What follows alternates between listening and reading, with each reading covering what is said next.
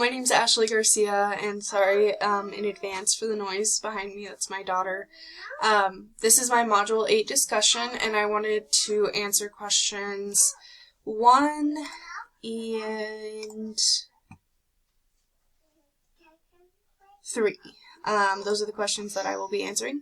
So question 1 is, how do the ways that people talk about nature connect them with or disconnect them from others? What are some ways to use communication resources to build bridges across opposing perspectives? And is it possible to reconcile all the differences? The ways that people talk about nature connects them to others by so many ways. They can relate by similarities or differences they may have about nature. For example, the textbook talks about the issue with the owls was a conflict between those who had valued the space as a home for the owls and a space where they could economically benefit from the lumber that was located there, taking the homes from the owls.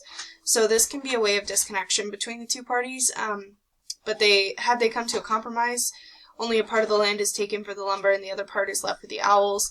Both parties could have been connected and even changed for the better by seeing each of the opposing sides.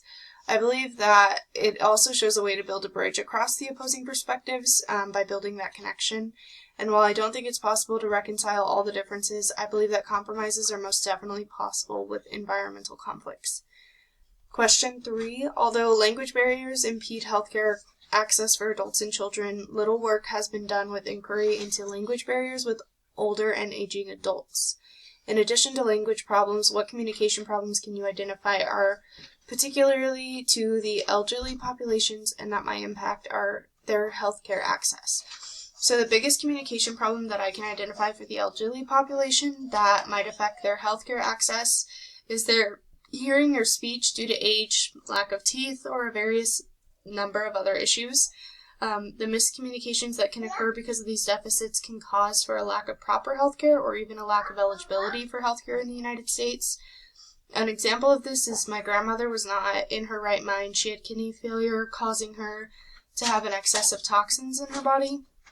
And the kidney failure and all the toxins that she had and her brain not being basically in the right space just caused for her to tell the medics that came in the ambulance that she wanted to refuse going to the hospital, and she completely outright told them she didn't want to go, and they believed her and trusted her opinion, and she eventually got worse, needing dialysis, all because of miscommunication. And so therefore I believe just any kind of health issue like dementia or any other issue that an elderly person can have can cause for miscommunications that lead to them having less healthcare access or inadequate healthcare access, for the lack of a better way to put it. So altogether, that's my Module 8 discussion, and thank you for coming tonight.